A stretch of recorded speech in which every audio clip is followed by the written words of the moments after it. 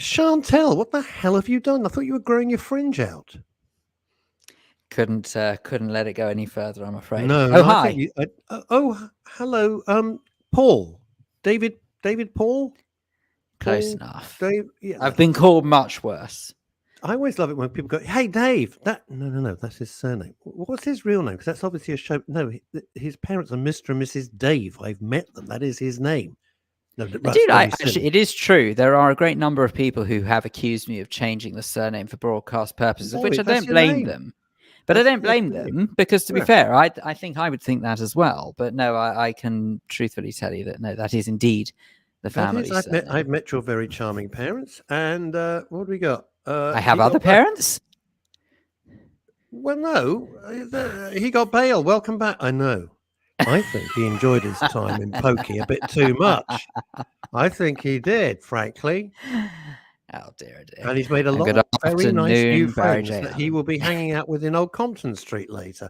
I don't know what's going on there. Hi, Sen. Hi, That Barry. sounds a little too suspect for my liking, but thank you. Whack, whack, whack, whack. Now, before we get into the main, I've got loads I'd like to talk about, and welcome back, Phil. And what have we got? Ian Foreman, who's doing a cracking job. Thanks, Ian. Ian's been absolutely terrific to us recently, and all the gang over at Deluxe Radio as well. What have we got here? Luke Newman. Come on, you read it. You're back. Come on. Luke Newman says, "Good afternoon, gents. I'm looking forward to the weekend. Oh. The Phantom. It's the Phantom of the Open. Opens tomorrow. It stars Mark Rylance as Maurice Flitcroft, but also a small part from my twin boys, Harry and Oliver. That's great. Luke, that's lovely news. That is. Lovely. And can I just say, anyone who thinks the same as I did, this is not a typo. It is indeed called the Phantom of the Open. Phantom of the Open. Yes, it's about. Yeah, that's right. It's a golfing thing. What do we got? Paul Andrews. Yeah, talking about your, because you were recently banged up. Certainly a new smile and 3 showers a day, at least. Somebody we know kept dropping the soap. I thought everybody was. Oh look. So when you're not there, Linda Dave can't see hide nor hair of her. You turn up, and there she is. Funny that. Now, my most loyal fan. What, your mum? Yeah, absolutely. There's a few things. Oh, look. And now we go over to Spain. We can't play any music. Sorry, gang. Off you go. And I can't, neither of us can sing, so I'm afraid you don't want that either. Absolutely not. Chrissy Richards says, "Hello, boys. Had no internet all week, so welcome back." I think she's welcoming back her internet. I don't think she's welcoming us. Yeah, no. Sand everywhere. Yeah. Lovely day out yesterday. Yes, because in case anyone's wondering what Chrissy's referring to, there was some sort of weather incident where the sand from the Sahara was blown across Europe, apparently over the last couple of days. So I'm not entirely sure. Car? Yeah, I was told. I get a personal phone call every day, and somebody tells me the weather. You think I'm joking? Anyway, today, so the weather, and it said the sand coming in from the Sahara, and then other people. I was lucky; I didn't get any, but other people, it was like covered. It was like they were remaking Lawrence of Arabia in Lewisham or something like that. Now, next Wednesday, we got a special show. No. You see, these are the pathetic excuses we do not expect from Family Dave. Really sorry, Russ. I went out to lunch on Wednesday. I have to say, it is actually true. Right, let me just play this. I just want to play this because...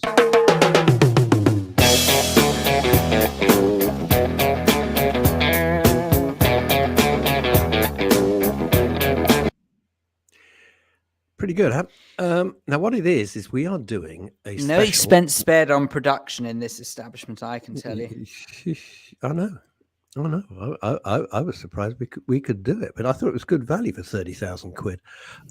What we're doing on Wednesday is a special, and we touched on it before, but it's with an old colleague of mine called Claudia Collinborn, or when I first knew her, Claudia Reisner, and as in... Ooh, now I'm listening. Do you know who Claudia Reisner is? I know the name Claudia Reisner. I didn't know married name. Yeah, she's been married for like forever. We used to be in advertising together, and Claudia's dad, this is just a little aside, was the very famous, he died I'm really young. He was the famous Lou Reisner, as in Rod Stewart. Oh, okay. Sorry, now I know the name Reisner. Okay, that's why you know Lou Reisner. Sorry. So anyway, Claudia's fantastic. We've done Credit where it's due. At least I'd heard the name before. Oh, absolutely right. Absolutely right. And Claudia and I've worked together, and we've done a few side projects as well together. And on Wednesday, we're dedicating the whole show to the menopause. Now, before every bloke goes, oh, God, it's aimed at you.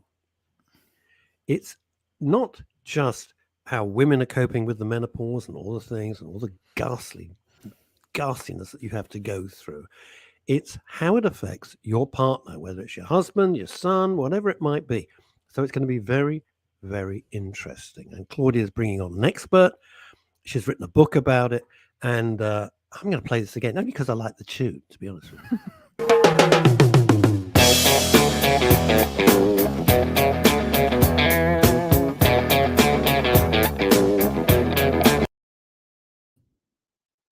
I like it. Be honest, I like it. There we go. Oh! I don't know who I am now. I'm Phil Dave. Hello, everybody. I'm back. I don't talk like that. I don't know how you did that. I have no idea how you swap these things around. That's the only button I can't Snap press. my fingers. Now, speaking of magic, there is something I... Do you know all you have to say, don't you? What? You just say, right, you are. And there you are. You're on the right. You're a genius. See what I did there? Yeah. But then, on the other hand, I thought to myself, you're better off left alone. Ha There you go. God, I've really missed you. Now, Phil, have you been following the Emma Watson saga? I'd like your opinion on it. Actually, if Chantis was here, but I know she's not. I wanted to discuss it with her. But I'm going to discuss it with you. Are you by any chance referring to the notion of someone who potentially made someone else famous is now attacking that person who made them famous? It's amazing. It's almost like we're in sync. Do you know how much Emma Watson, if you don't know who she is, she played Hermione, whatever her name was, Granger, in the Harry Potter films, right? Do you know how much she's worth? Let's just start with that for a start. Hazard a guess. Emma Watson. 50 million, I don't know. How much? 50 million, I don't know. No. Go north. Go north? Well, she's based in Manchester. You're an idiot. Emma Watson, and if anyone can name any other film apart from the Harry Potter films that she was in, you're a genius, is worth Beauty and the Beast. Was she in that? Okay. $80 million. Oh, gracious. Now, excuse me, hang on just a cotton-picking second. I said 50 million pounds. That's pretty spot on then. You said 80. If she's worth $80 million, then she's worth about 50 million pounds. Thank you. You're a genius. You're an absolute genius then. That was a guess, by the way. Paul Claridge, I know you're being extra clever, but we didn't use the actual music. We used something else. It's not the actual record, but thanks, Paul. Get it. Richard Todd says, when you swap us around, it's like watching Ant and Dec out of sync. It's funny how those things are, isn't it? Okay, Emma Watson. Here's the thing. And Richard Todd has to come in there and correct us. Couldn't let me have that one, could you? He says 61 million pounds in today's money. I love the fact that people go to the trouble, they're listening really carefully, they go and research, and they come back. Well done, Richard. Okay, but I still stand by it wasn't a terrible guess in the first place. It was a great guess, because I would have said about 4 million quid, actually, which is still a freaking fortune. There's several things wrapped up in this story, all of which have to do with mental health.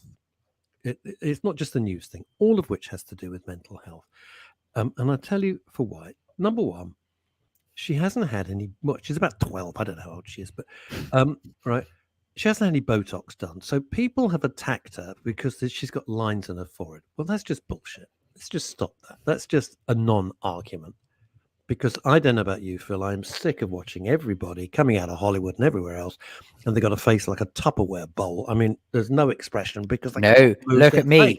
Look at me. I can raise my eyebrows, and I'm very proud of these lines that come with it. You see? Look at that. Yeah. Isn't that nice? I can raise my forehead.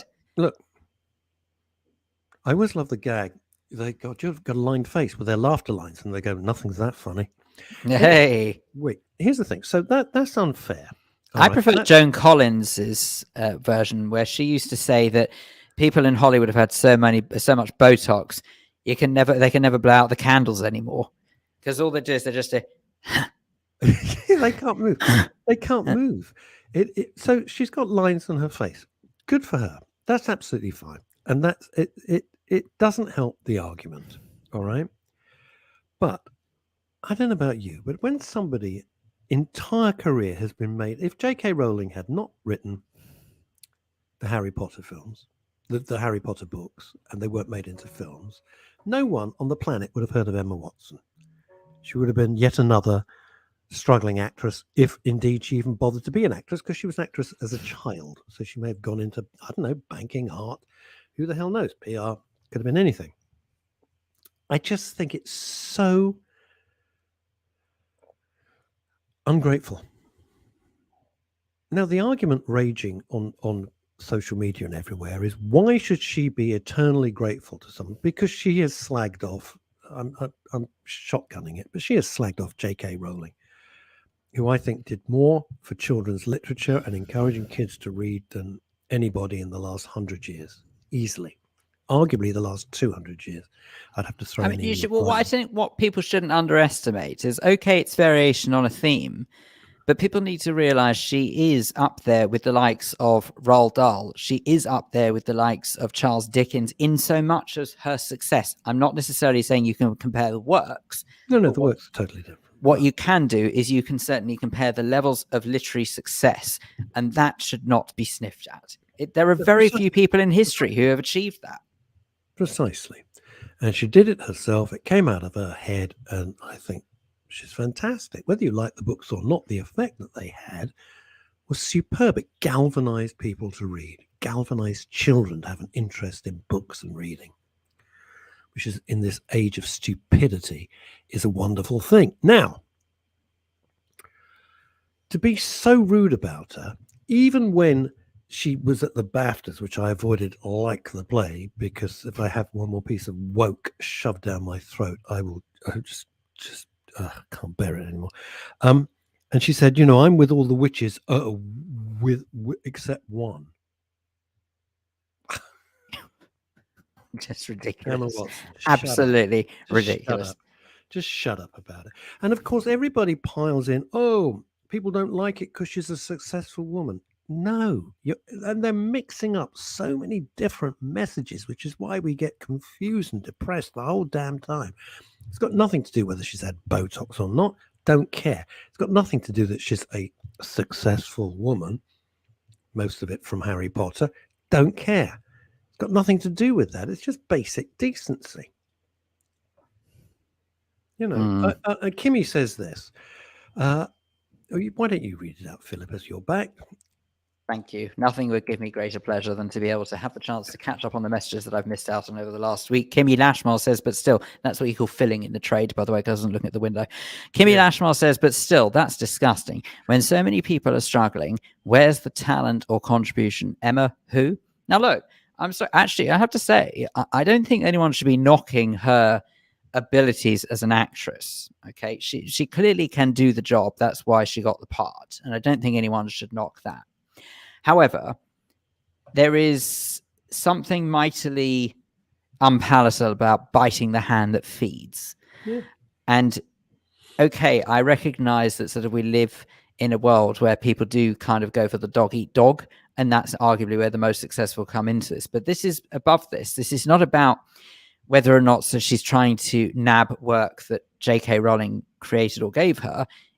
She's not trying to become an author. She's actually now saying, well, I don't need you anymore. That's what, in essence, what it's like she's saying. But I don't say that she has differing opinions. Go for it. Of course you have differing opinions. That's what makes the world beautiful. And the fact that we can all celebrate different opinions. Ha ha. My point is, don't do it on a public forum where you're denigrating the very person who allowed you to have that public forum in the first place. That's just, there's something pretty vile about that. She would have been nowhere without her. I'm sorry. That's the truth of the matter. She would have absolutely nowhere.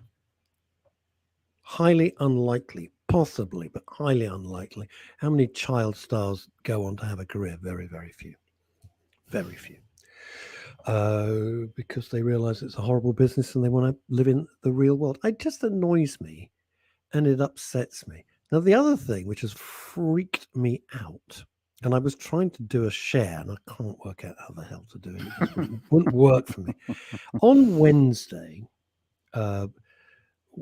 when everything was going wrong and the world is going to hell in a handcart and everything else, and I wrote as a gag, yeah, what's next? I'm just checking the skies for a meteor the size of the one that caused the crater in Mexico and the end of all dinosaurs.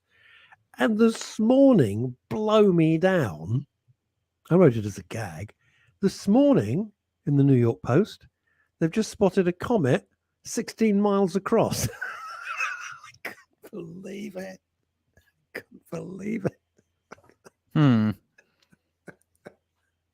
Not completely ideal, I suppose. Oh, God. I wrote it as a gag, just thinking, what else? What else could possibly happen? But the good news is, screwed up world. 16 miles across in the grand scheme of the circumference of the world is quite a small area. So we just have to live in hope that it's going to splosh into the water. Doesn't matter if it splashes into. Do you understand? No, hang on. The one that was you're just winding me up, aren't you? The one that caused the extinction of the dinosaurs was only the size of Mount Everest. Thank you. You think I'm kidding? I know. No. Oh, I love this. Rostradamus. I call myself Nostradamus. That's what I called myself today on Twitter or something. Nostradamus. Thank you, Mary. I appreciate that. And isn't it terrible? Life imitating art. Yeah, I know. Oh, I love this from Michael Verbian. Oh, but where have you? I'm sorry. Where's Michael gone? Michael's got here. Where have you been, Michael? I haven't heard of you for ages. She's probably behind the. I was off. You see. Weeks, not 2 days. Chantel was very good, Phil. Gotta say, it's almost like she's worked in this industry before. She was very, very, very, very, very good. How are we feeling about the P&O fiasco? How are we feeling about that? Look, okay. How are you feeling about that morally? Well, morally is very different, okay? But morals, I'm afraid, don't get you very far in business. So I'm not saying that those 800 members of staff... No, sorry. I'm not suggesting for a second that those 800 members of those staff deserve to lose their job in the way they did. It was brutal. It was horrible. Would I be very happy if it happened to me? You're darn right I wouldn't be. I'd be gutted. However, I don't think that when someone who is running a business thinks along the lines of, I'm going to upset 800 people, they probably think, what's going to make me another £1 million? And I'm sorry, but that's just the way it works. And that's the way we, as the little people who work for others, it's the way it is. I'm not saying it's right, but what are you going to do? Get over it. Well, do you know what, Phil? It's a very blasé, pretty cynical attitude. Let's bring it really close. You tell me what part of that's untrue. I'm not saying it's not true. I'm saying it's a cynical attitude, but it's not. Paul Carroll, following my comment. Can I predict this week's lotto numbers? Man, I wish. I'd love it if you could. About psychics. If you're so psychic, tell me the bloody lottery numbers, please. So I tell you what I don't understand about psychics is that they're prepared to have conversations with people who lambast them. How didn't they know? How do you mean? Oh, I see what you mean. I'm with you. When we went into lockdown and everything was very, very hard, we had the choice of not having any staff. Howard, Penny, and Howard, Penny, and myself. And morally, we kept everybody going. We kept everything going. It's true. Yeah. We didn't say, right, we're in trouble. We're going to. I would like to verify they absolutely maintained my salary. Well, everybody gets what they're worth. I always feel at Men's Radio. Now, Paul Endicott, who does, if you haven't followed him on Facebook, please do. His posts are always very interesting. Reputation management is key to a successful business. Paul, I'm with you. I don't want people thinking. I really don't want people thinking that I don't think that it was the wrong decision. Of course I do. I think it was horrific. I promise you. But what I'm saying is I'm under no disillusion, exactly the same way that I'm not pretending that I would be anything less than gutted if I lost the job where I work at the moment tomorrow. Because you love it. And it could very easily happen. It could very easily happen. But I'm under no disillusion that it might happen. But let's give praise where it's due. You've worked your socks off for many years to get to that position. It didn't fall in your lap, and you got it. Because I hate to say this is like acid in my mouth. Because you're good at what you do. Not here, because you're rubbish. But on the other radio station, you're very good. You are considered one of the best producers in town, and that's all there is to it.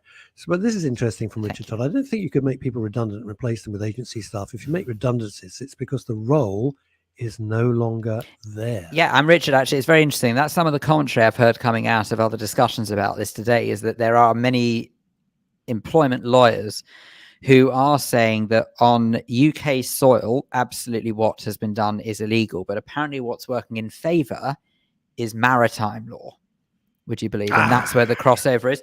I know it sounds like that, but apparently that's where the crossover is, and that's the reason why, technically speaking, what they have done. And obviously, please, can we be aware that obviously no one from P&O is here to answer themselves? Let me just make that very clear. Here we go. I'm just going to get someone from P&O. Hang on. Hello, I'm from P&O. It's uncanny. Anyway, the point is that maritime law does, strictly speaking, mean that what they have done isn't technically illegal. So as much as I understand people being disgruntled about it, as much as I understand why people say we're going to throw the law at them, who are you throwing it at? Because if they do it under maritime law, well, it's in their favor. So look, I get it. I completely get it. And honestly, morally, it's pretty abhorrent. You've got to be made of very strong stuff to be able to just chuck 800 people in the bin. Who owns P&O? Dave Sleet and Wimble will know. First of all, Dave, I hope you're feeling better. I hope Dave Sleet is so unwell. He's a lovely, lovely man. He's been incredibly supportive to men's radio and women's radio since we started. He really has. And he's far from well, and we wish him well. He and I have long conversations, and I always get off, no wonder he's feeling unwell. You're an idiot. What have we got here? Uncanny. What do we got here? There we go. It's a Dubai company. Thank you, Paul. I knew somebody would know. I'd read it somewhere, and I couldn't remember if it was Dubai or our good chums in Saudi Arabia. Well, to be fair, I think if it was our quote-unquote good friends in Saudi Arabia, bearing in mind the deal we're trying to strike up with them at the moment to make up for the loss of Russian oil, I don't think for a second that that's a move that they would take. I tell you something. Don't you love the fact that Biden, where's he going? Venezuela. I am slightly surprised, though, actually, that sort of given that it's an Emirati company. I don't want to get into it, but it's just incredible. It's incredible. And then he's going to Iran. And we know how much we love Iran. It's not like they sponsor world terrorism anyway. Ramsey says it's a disgrace what they did. P&O Ferries is owned by a Dubai company, but they don't own P&O Cruises. And then we've got Richard Todd. Dubai is part of the UAE, United Arab Emirates, not Saudi. No, that's what I'm saying. I'm surprised. I'm very surprised for an Emirati country to behave like that, because as far as I know, relationships between the two countries at the moment, or the two collectives, are quite good at the moment. But look, I don't think that it's a personal attack. I think it's business, pure and simple. P&O Cruises changed his name to Hermes. Very good, Paul Andrews. Now, Ramsey says this, which brings us back full circle to why we're actually even here. Job security is such an important part of mental health. Absolutely right. Couldn't agree with you more. It's interesting you say that, actually, because I was having a conversation with a friend of mine within the last couple of days. Wait a minute. I know I've got friends who knew. Well, I have a friend. No, you're one friend. You spoke to someone who once knew you. It's true. What you really mean is spoke the to an person who tells acquaintance you the the other Guardian in the newsagent. You don't even know his name. Please don't swear in my presence. Precisely. I know. How dare you? Just said it for the sheer hell of it. Go on. Right. Why do you think I always carry alcoholic hand gel with me? It's nothing to do with being COVID. It's in case I go near the Guardian. Anyway, right. Heaven forbid it rubs. It spreads over the front page. Horrible COVID. Guardian. They give new definition to the terminology front page spread. Anyway, now look, from this friend who I was speaking to, his perspective, they were saying the same thing. At the moment, they work in a position where they don't have a contract, even though they're very good at what they do, and there's no reason why they shouldn't be gainfully employed. But they were saying that they are worried because it doesn't offer security, and they are really sort of quite stressed about it. And I feel like I'm quite lucky that I have such a blasé. Like, don't get me wrong, I'm not implying for a second that I wouldn't be gutted if I lost any of my jobs. Of course I would be. You'd be nicer to me, wouldn't you? But I'd have more time for you. Yeah. But might I suggest that it's along the way, I don't worry about it, and that's what helps me. Do you see what I mean? So I'm not saying that I wouldn't be upset if it happened. I'm saying that I'm fortunate enough that along the way, I don't anticipate it happening. I don't worry about it happening. Does that make sense? I do. I'm going to just say something, then I'm going to bring on Shantas. But Michael Verby, who I presume is still in... Are you living permanently in Spain? I mean, what's the deal? Are you still with your sister Stacey, or what? You see, you don't get this on Radio 4. They don't know the backstory of the listeners. I don't know Michael since he was a baby, literally since he was a baby. No such thing as job security in this day and age.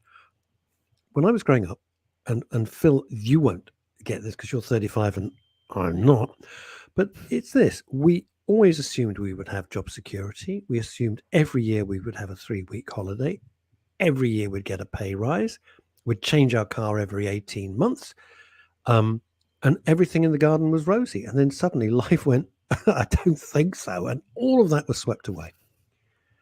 And you've never grown up in that era, which was the way things were for many, many decades. And it's a shock. It's a kick in the face. I can tell you that. I can absolutely tell you that. Let's see what Dave Sleet has to say. Hello, Shantas. I'll be with you in a minute. Thank you, Russ. Today's a good day. DB World in Dubai have, it appears, been planning this for a while, even under maritime law. Didn't want to say that. It just sounds better. The communication to authorities is a legal requirement. Okay.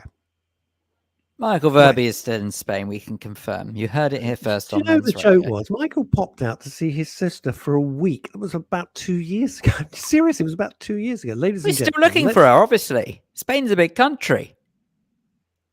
Well, her name's Stacey, and I think he's living in the same house as her. So all he's got to do is check every room. Here she is. Whew, thank goodness. Oh, it's Chantal Rickards. Chantal, can I just say thank you so much for tolerating what I have to tolerate for the last couple of shows? I don't know how you do it, Phil. I simply don't know how you do it. Therapy helps. Bye, everybody. Oh, dear. Welcome back. He can't even stick to that. He can't even stick to it. He just said goodbye, everybody. Like, if you're going to say goodbye, say goodbye. There you go. That's better. Right. Unbelievable. Right. Well, I'm enjoying having you back. Diego. Thank you. It's a great pressure to be back. A great pleasure to be back. So don't worry, Russell. We still love you, really. Don't care anymore. Right. Let's The Shower of the Dog, my new film starring Ebony Dream, the mini schnauzer. How's it going with The Shower of the Dog? Which most people who've seen it thought it was the most boring film they've ever seen in their life. You are so naughty. The Shower of the Dog. Yes. The Shower of the Dog. Have I missed something here? Yes, I did. What happened was this awful. Well, all right. There's a film called The Power of the Dog, which is going to win everything because it's Oscar BAFTA clickbait. But the day that it was big news, Ebony got very muddy, so she had to have a proper bath and a shower. Oh, I'm so pleased you meant that. To be honest, and then she gives me the usual stink eye for the next couple of hours and glowers at me and sulks. So I did a silly post about my new films, the Shower of the Dog. There we go. That's what it was. All right. Okay. Now we're there. Okay, well, you will have noticed that actually I haven't reviewed The Power of the Dog, which won the best film award at the BAFTAs on Sunday night, because I wasn't convinced that it was brilliant. It's anybody else. No, I thought it was interesting and it looks gorgeous. And you have to see it. If you're going to watch it, you've got to see it on a big screen, because actually the smaller the screen, it's the lower the impact, because it's one of those big movies. It needs to fill the eyes. And the minute that you watch it off your iPad or, sitting on your sofa at home on your regular telly, it just loses the power. The power is gone. Yeah. It's the powerless. Just a dog. It's just powerless.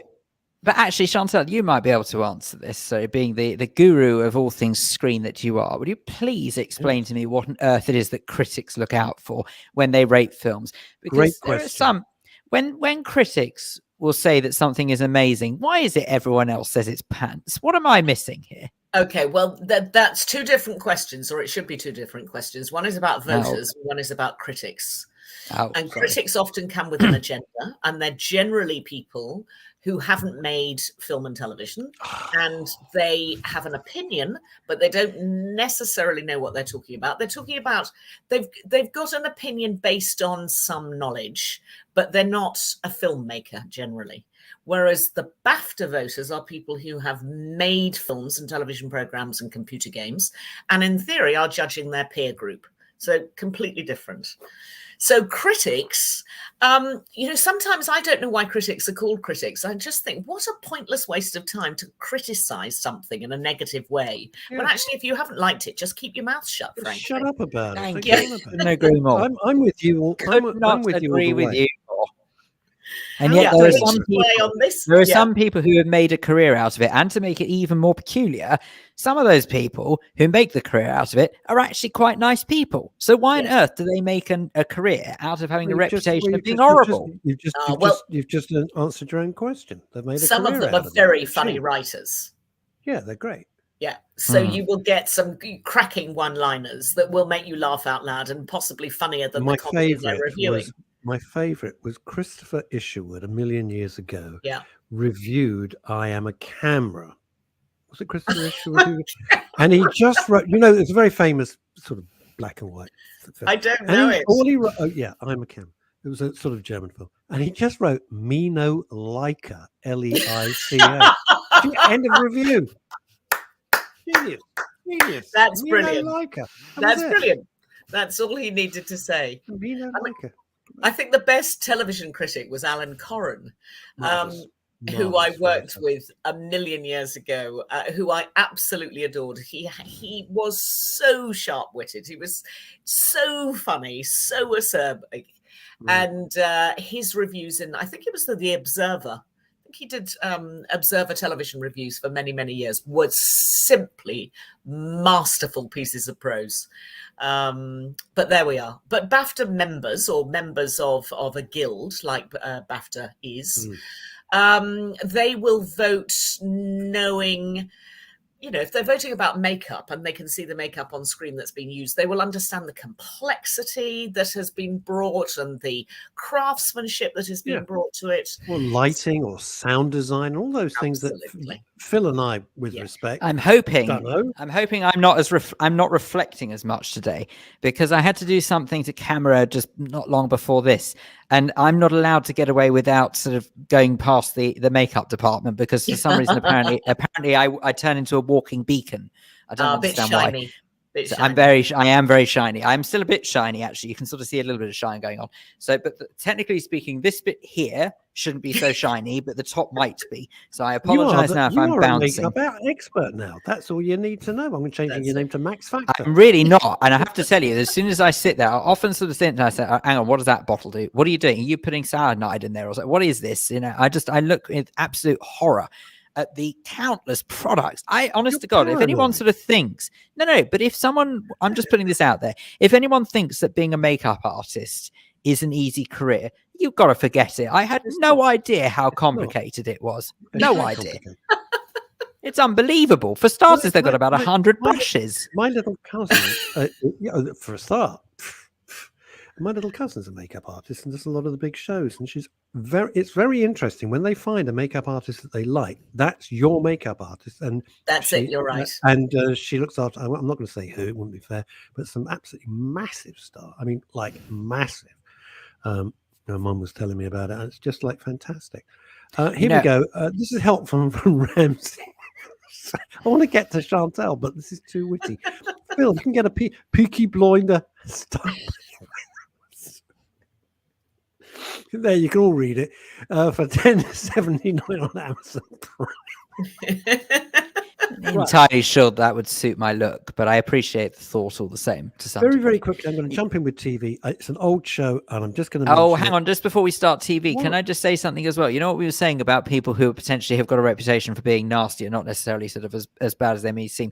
I got the chance to work closely this week with your friend and now mine, Chantel, James Whale, this week. Oh, lucky you! Oh my goodness me! I was sort of all I'm going on is reputation on air. Seriously, he's so nice.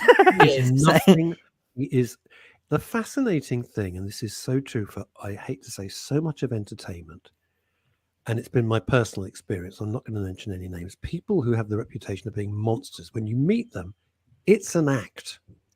They're actually lovely. James Whale, a shining example of what a lovely, nice man he actually is. It's an act. But other people who are family favorites and you meet them, God, they are true monsters. Once the cameras stop, we won't say who. Luckily, people think I'm horrible. So on and off, you're the same. Pain in the ass. Makes a difference. Well, James is known as being sort of Mr. Irascible on both on film, on television and radio, and I first worked with him at least 3 decades ago. And I cannot confirm or deny that during one of his programs, he stormed out, which made a very good headline in the papers the following day. But I can't possibly tell you whether that was set up or not. The funny thing is that he told me about that. He actually told me about that very story the other day, would you believe? Because I tell you why, and I tell you why is because he was most impressed that I knew you, Chantel. So. Oh, well, how lovely is that? No, it was... I've saved your career, Phil, haven't I? It's true, actually. I owe you quite a lot, okay? I owe you a lot. I'm actually sinking into the mire and abyss. It doesn't matter. All right. But you'll be safe in the knowledge that when you can sink no lower, at least I still go on. So that's, I'm sure, will come as a great comfort to you. I can't encapsulate how much I hate you some days. Now, here's the thing. I mentioned it very, very quickly, that on BritBox, there's a series called Houdini and Doyle, which on the face of it looks like pants. And it's so nicely done. And the lovely relationship. Stephen Mangan plays Sir Arthur Conan Doyle. A very good American actor. It's got Michael Weston. God, how do I remember that? I think it's Michael Weston, who plays Harry Houdini. It's set in London. They meet up. They actually did meet in real life. In real life, they met quite a few times. Right. And they solve crimes. And the leading protagonist is the first female police officer in the police force, ostensibly. Wow. And it's beautifully made. It's an old show, beautifully made. It's witty, it's funny, it's sad, it's shot fabulously. And it's called Houdini and Doyle. It's very light. Right. Very light. Okay. I have heard of it. I've never watched it, though. I have heard of it. It's quite... look, you know, it's not intellectually engaging, which is what I wanted. I wanted something to switch off, you know. I'm just right, there we are. Right, Chantel, what has come across your erudite eye? Well, I'm going to start with a couple of films because actually these are a couple of films that I have really enjoyed from this award season. One of them actually Belfast won the Outstanding British Film Award at the BAFTAs on Sunday night, more of which anon. But the movie itself is delightful. It's written and directed by Kenneth Branagh. He doesn't star in it, but it has Jamie Dornan in the lead, the most gorgeous young actor who I've never heard of before, a 9-year-old boy called Jude Hill, who is from Belfast.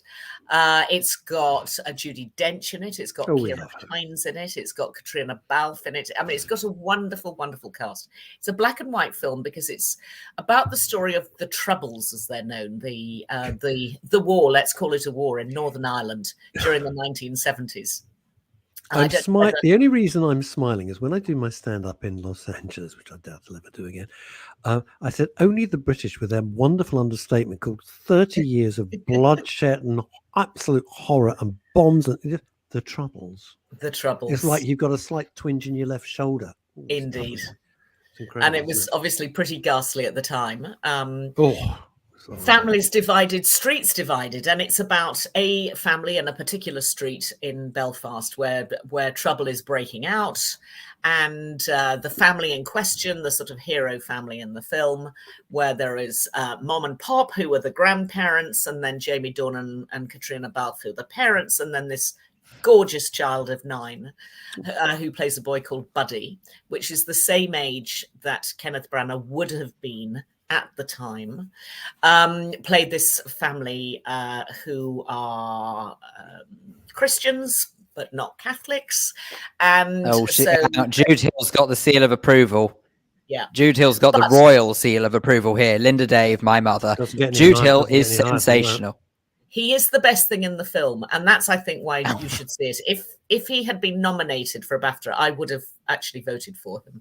He wasn't nominated. He has been voted in some of the bigger award ceremonies out in America, quite interestingly, but he wasn't voted for here, which I think was a great pity because he steals the film. There isn't an enormous story behind it. It's really the sort of will they, won't they leave for England for a better and less troubled life. That's really the story.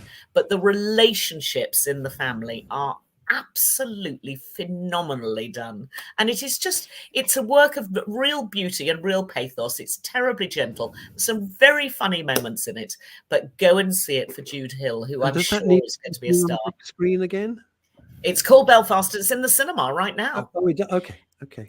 Am I allowed? I need to ask her. So I'm so sorry. My brain is obviously working overtime today with 1,000,001 questions. But on the very subject of, you mentioned Judi Dench there.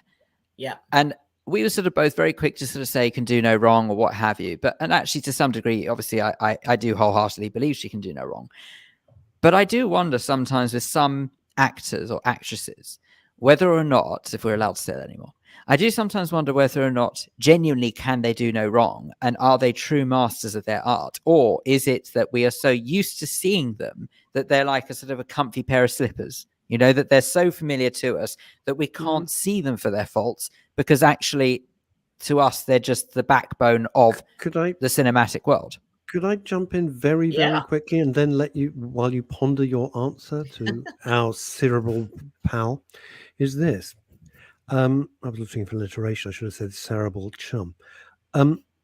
Close enough. Ciarán McKellen and Sir, Cadfael, help me out. Derek Jacobi. Derek Jacobi, right?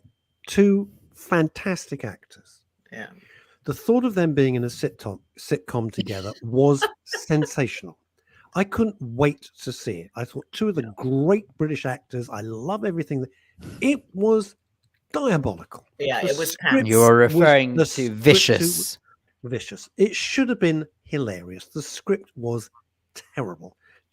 Every episode, and then I gave up. I thought, so it kind of answers your question in a way, Phil, that no matter what they did, it was still a terrible show. It was unfunny, and they could have made it wonderful. What a missed open. But was that their fault, or was it the scriptwriters?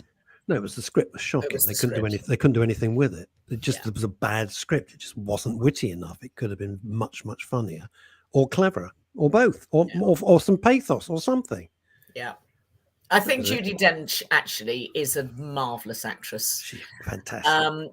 I think she's better than Maggie Smith. I know everybody loves Maggie Smith, and she can do no wrong either. But actually, I think we now know Maggie Smith as just being that sort of nasty, vituperative old bat, which I think is a bit of a I think Judi Dench has got more range, and she's brilliant in Belfast. I've got to say, I really want to make it clear, by the way, it's not me saying that I don't have huge admiration for the likes of Judi Dench, Maggie Smith, also Helen Mirren springs to mind as well. I'm not saying that I don't have huge admiration for that. I just wonder whether or not we got the blinkers on, that's all. Okay, I think, yes. Cats, garbage from beginning to end. I saw Maggie Smith at the Bridge Theatre. Went to see her, and she was in a one-woman show where she played the secretary to Goebbels. Wow. Just talking. Oh my God. How she remembered this. The place went wild. You could have heard a pin drop. It was like 90 minutes of her just at a desk talking, reminiscing, Please don't remind. I can't. What the hell is it called? I don't know. But it just takes the story of her when she was young. She becomes a secretary, and then somehow she becomes the secretary to Goebbels. And was it like, did she know? Didn't she know? Did she care? Didn't she? And then there's honestly, it was a masterclass. Amazing. Oh God, it was so good. It was before pre-COVID. It was BC. Sorry. Right. Okay. Back to you. Beg your pardon. Okay, so another film before we go off films and onto telly that I think everybody should see, because again, it's very nicely done, and it's the sort of thing you'll look and you'll think, absolutely not. I am not getting out of bed to go and see that film, but actually you should. And it's what I called Cyrano. Some people are calling it Cyrano. Don't ask me. Cyrano, which is the story of Cyrano de Bergerac. Yeah. It's a play, a French play, from the end of the 20th century. 20th century? Yes, end of the 20th century. No, 19th century. No, it's not. It's from the 1800s, isn't it? Yeah. Or 1700s. It's the very end of the 19th century. But the story is based in 17th century France, and it is a love story. And we've seen a film with Steve Martin playing Cyrano. Oh, yes. We've seen the one with Gérard Depardieu in Cyrano. And the idea is that the Cyrano character is somebody who is sort of unlovable. And in this case, it's Peter Dinklage, who is, to get the terminology right, a dwarven man, which was a new word to me, but I wanted to get the terminology correctly. He's a man of shorter stature. A lot of people know him from Game of Thrones, and he's absolutely He's brilliant. a fantastic 1897. You were absolutely right. It was written in 1897. Yeah. Although Peter I would Dinklage. suggest that there's not necessarily anything wrong with shorter stature. No, there is definitely Well, not. Phil, you're not short. You're not Peter Dinklage short. But Wow. Peter Dinklage is a fantastic actor. He is. He is Fabulous actor. so good in this. He's sort of astonishingly good. The basic story, for those that don't know, and I didn't know it really well. I sort of thought I did, but I hadn't, hadn't seen either of those movies for 20 years at least. So I had really forgotten pretty much about it. But he falls in love with a beautiful girl called Roxanne. She, at the same, and they are they've been best friends since they were children, but she falls in love with another guy. But Cyrano has poetry in his soul, and everything he says is just beautifully said. So the man that Roxanne has fallen in love with asks Cyrano to write the love letters to Roxanne, which he writes beautifully, because of course he's in love with her himself. Does it start with "You don't have to put on the red light"? Yeah, it's Dear Roxanne, you don't have to put on the red light. Different Roxanne, but I know where you're coming from. Okay, I thought it was worth saying. But I have to say, whenever I hear Gérard Depardieu, and you can blame Joe Pasquale for this, he's got a gag where he sort of says, right? He says that, could you imagine what would happen if Whoopi Goldberg married Gérard Depardieu? She'd be Whoopi Duppy-Doo. And I can never, ever get that out of my head now. Whenever I hear his name, I don't want to put down a superb actor of our time, but just every single time I hear it. Anyway. Anyway, look, the film he's totally gone. But if Beyonce had married Roy Castle, she'd be Beyonce Castle. Very good, very good. Oh, dear. Excellent. That would have been a strange pairing. Anyway, the story is wonderful. The film looks incredible. Go and watch Peter Dinklage. It's called a musical. You actually forget that it's a musical because there are only about 3 or 4 numbers in the whole thing. And if anything, the musical element doesn't add anything to the film at all. The film itself is incredibly well done, and Peter Dinklage absolutely got my vote. I think it was a masterful piece from him and really worth seeing. When he does an English accent, if you watch him in Game of Thrones and stuff like that, his real voice totally disappears. It's completely three-dimensional. I mean, he is, size does not come into it. He is just a tremendous actor. Tremendous character actor who inhabits that part. I'm in awe of people like that. Yeah. Because the other thing, if you see Judi Dench and certainly your Maggie Smith comment, I think is very valid. She plays, wicked old bags now, basically, apart from when she was at the Bridge Theatre when she was stunning. Or indeed when she was in the Harry Potter films. Well, yeah, but that's kind of... There she was just an old witch. Yeah, but...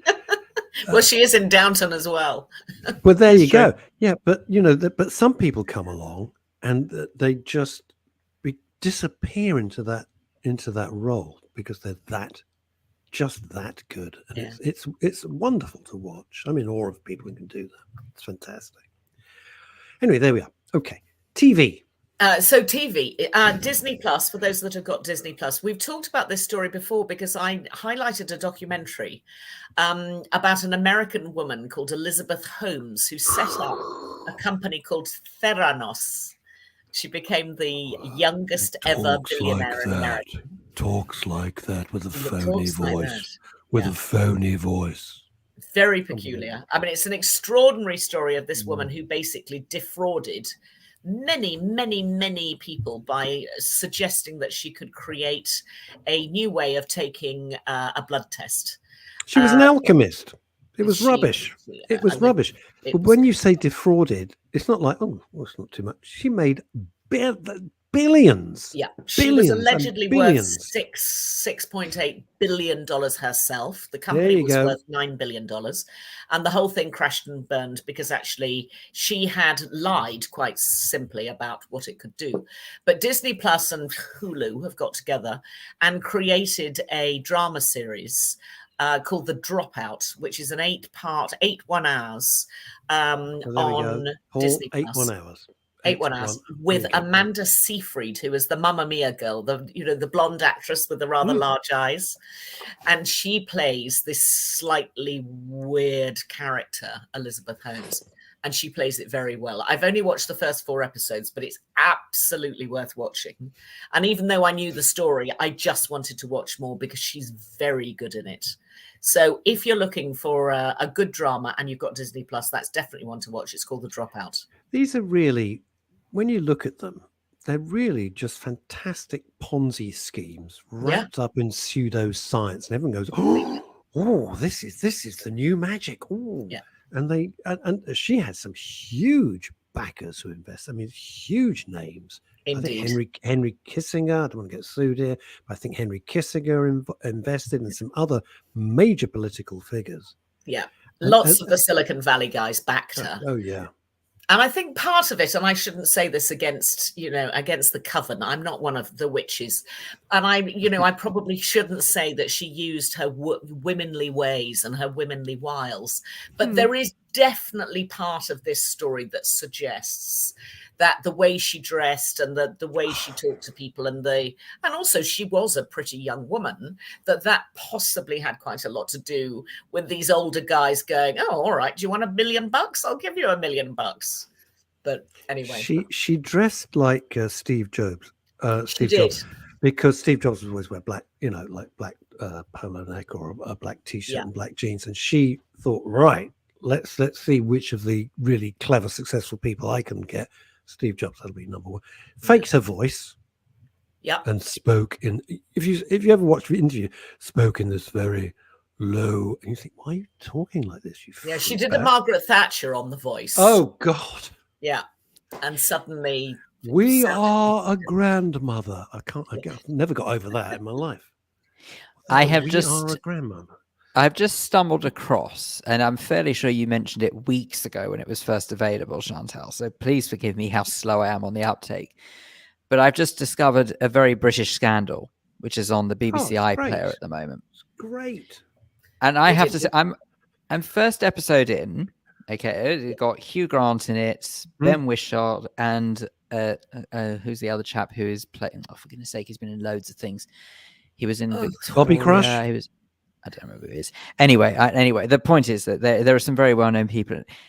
Yeah, I'm actually slightly gobsmacked. For the first time ever, it's something that I've watched with Hugh Grant in it that I don't believe him as a character.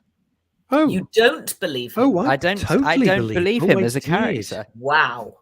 Isn't that strange? Because I don't know. I can't explain it because I feel as though it's so different to anything I've ever seen him in before that it's just that's not Hugh Grant. Well, I would watch some more, Phil, because he becomes the part. He is the And part. a lot of people have said it's the best thing he's ever done. I agree. And you really believe that it's him at the end of it, Jeremy Thorpe, the MP that we're talking about. Yeah.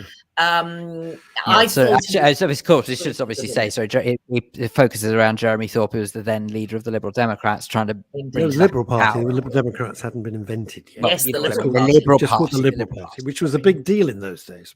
Yeah.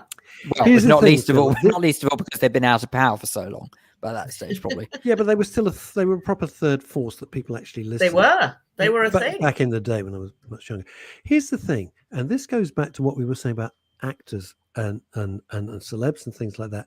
The bumbling, stumbling Hugh Grant that we know and love from everything else is nothing like the real Hugh Grant. He doesn't talk like that.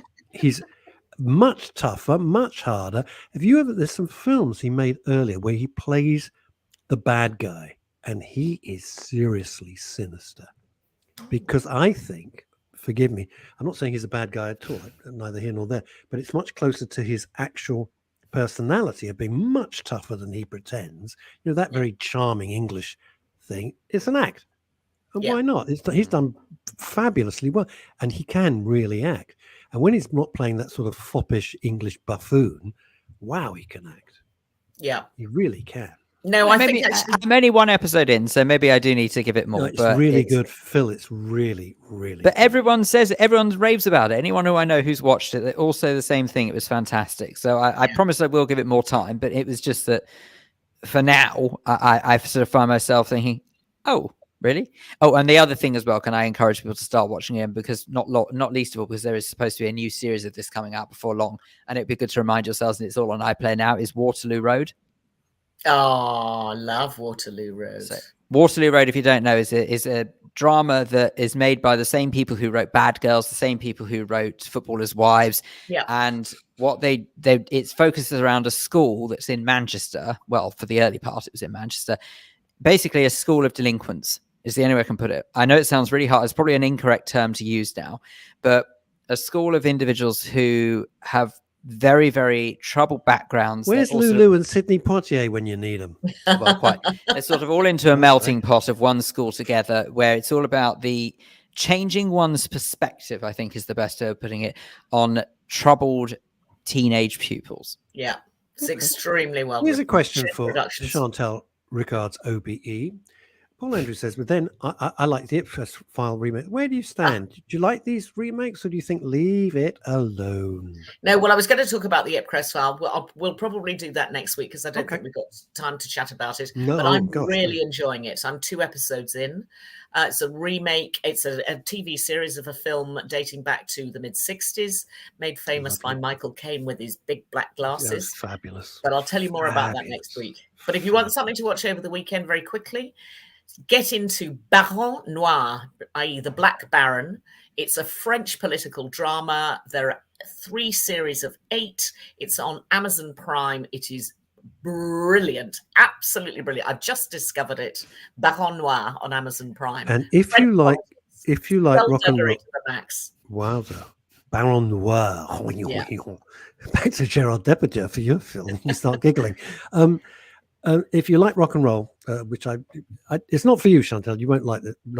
Phil will loathe it. But if you like rock and roll, if you like metal, and you like just great American rock, the film The Dirt, which is the biopic of Motley Crue, is just great. And it's all horrible. You look at it, you go, no, it's all horribly true. Every bit of it is horribly, horribly true. Sounds good. It's fantastic. They make the Rolling Stones look like the choir. They make them look like the King's College Choir. We may have time for one more quickfire if you've got. Well, if you have, we can talk about the Ipcress file. Why not? Which I have. Literally 30 seconds. So. Okay, started on ITV this week. I think all of the episodes are online already, so you can watch them all. Fronted up by an actor whose work I don't know terribly well, called Joe Cole, who's really doing the part. So there are references back to Michael Caine, a bit of the voice and the glasses. Great story by Len Deighton from the 1960s. Really worth looking at. Fantastic author, Splendid. Len Deighton. Oh my God, what a writer. Thank you, Wow. Chantal, as Thank ever. you so much, Chantal. Thank Great you for pleasure. all your Lovely to efforts be here. this week. And thank you for tolerating his lordship for the last couple of shows as well. It was a pleasure keeping your seat warm. Thank you. Oh. Boy, that goes. Righto. Fine then. Bye, Chantal. We'll see you next week. Bye-bye. There you go. And that's it. Me? Well, I'm not insulting you. Excuse me. Stop. I'm just saying that no one appreciates more than I what it takes to be a part of this program. Anyway, I am. And on that happy note, see you on Monday.